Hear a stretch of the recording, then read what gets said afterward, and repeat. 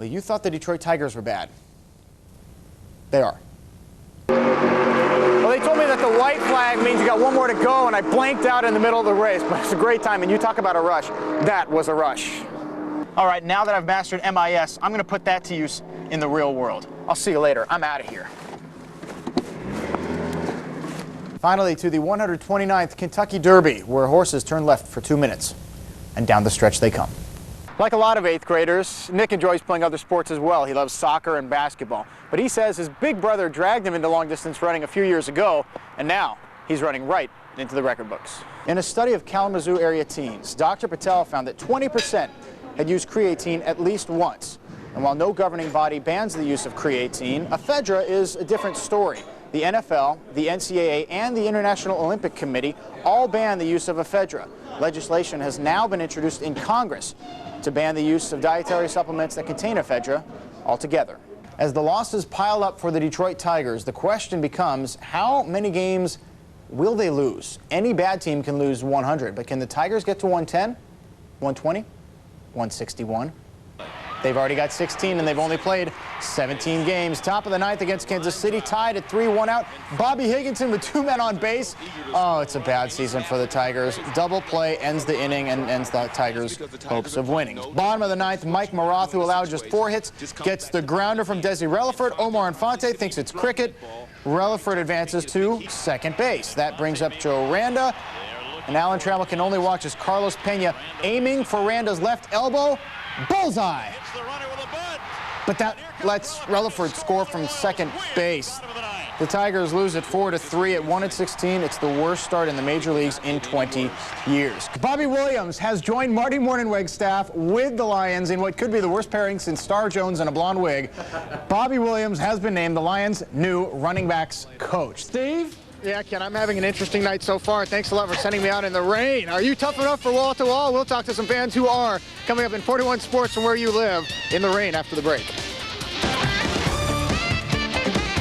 Are the Detroit Pistons, the top seed in the East, underdogs in the conference finals? Hoops fans seem to think so. Should I try that again?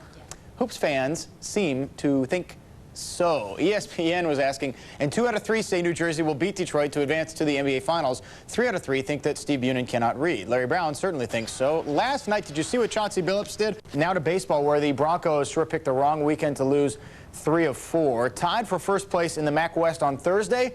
They're now out of the conference tournament. Doggone it! Could have been worse, though. Watch what happens here to Cardinals right fielder Brad Snyder.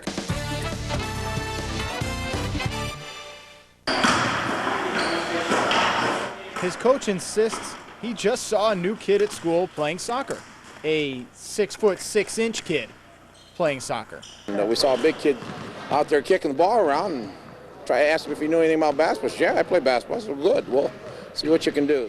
And with that, Penfield High School found itself with one of the best newcomers in West Michigan, Gareth Murray from Scotland, a flying Scotsman, if you will.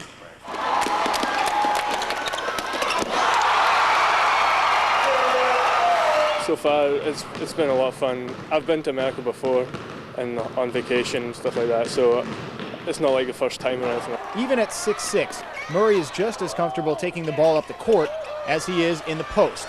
That and his leaping ability have college scouts already knocking at his door. He obviously brings a little bit above the rim game. Yeah.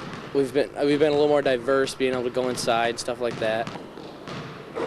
Gareth's ability on a basketball court endeared him to his teammates pretty quickly here at Penfield High School. So once they became friends, they all wanted to know one thing.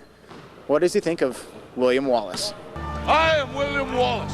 He says he's not planning on wearing any kilts to the ball game or anything. I've watched Braveheart a few times, yeah. But they'll never take our freedom! All right, any similarities between you and William Wallace? Not really, no. He'll probably never jumpstart a country's independence, but this spring, Gareth Murray might just propel Penfield High School deep into the state tournament. With 41 Sports from where you live, I'm Steve Bunin.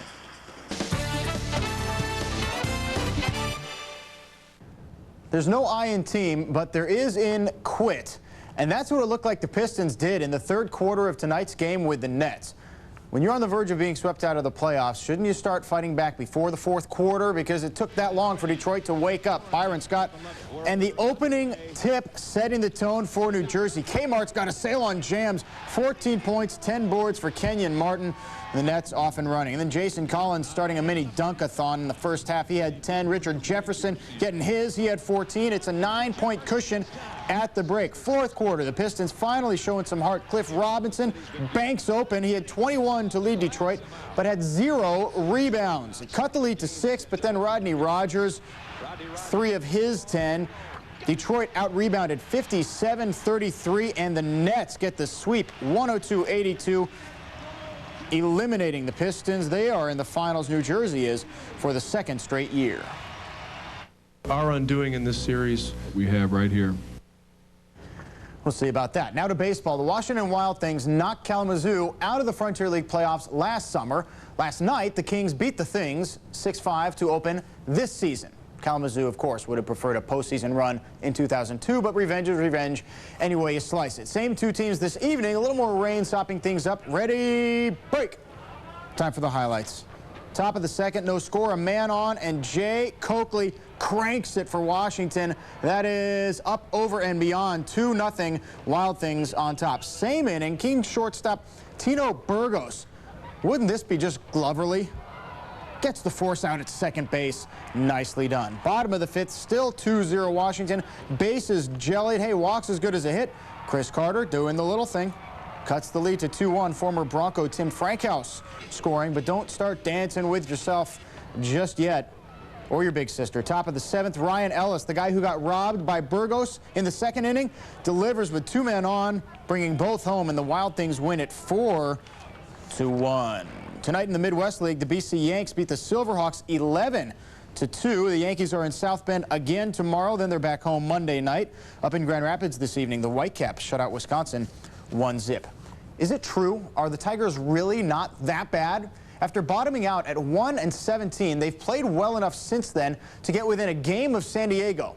Who cares about the Padres? Well, nobody, but they're the second worst team in the Bigs, and nobody thought the Tigers could catch them by June 1st. Now they're about to do just that. That's thanks to a 3-game win streak. Bottom of the third today in Chicago. Gary Knott striking out D'Angelo Jimenez. Knott's 7 2/3, allowing just 2 hits and no runs. Bottom of the seventh, scary moment. Carlos Lee. Thank goodness for the invention of the baseball helmet. He would leave the game. No word yet on his status. Bottom of the ninth, 1 out, tying run on first base. The winning run at the plate, but Brian Daubach, whoops, 1-6-3 double play. Look out, Padres. The Tigers have won 3 straight, 1-0, the final from Chicago. Biggest story of the day in the major leagues in Atlanta, where Tom Glavine apparently thinks still a good thing for the Braves to win when he pitches. The thing is, he throws for the Mets now, wasn't throwing too well. Bottom of the second, battling a blister on his left hand, Glavine serves it up to Andrew Jones, his 14th. Bottom of the fourth, Glavine's old battery mate Javi Lopez, part of a 7-run frame for Atlanta. The Braves win at 10-4, good buddy. Glavine, 3 1/3 innings, 8 hits, 6 runs, his worst start since opening day. Cubs and Astros at the Juicer, Minute Maid Park in Houston. Top of the sixth, Moises Alou doubling home Corey Patterson. 1-0 Chicago at that point. And the Cubs open up a 3-0 lead. They hold on to win it 3-2. They are in first place in the NL Central. Back to basketball and movies for our Saturday night sports trivia question. The Pistons are done, but who won the NBA title in '99 when Anna and the King, tonight's ABC movie, was released? Portia? Was it LA? LA won it from 00 to 02. The Bulls won it from 96 through 98, and that was the year that Tim Duncan and D-Rob led the Spurs to their only title. But they're still alive, and with Dirk Nowitzki hurting, they could get back again, and I think they'd have a pretty easy time with the Nets, so they could make it 2 in just about 4 years. Okay, I didn't realize that San Antonio won. Squeezed in there just between the Bulls and the Lakers dynasties. Oh, yeah. Okay, thanks a lot, Steve. Yep.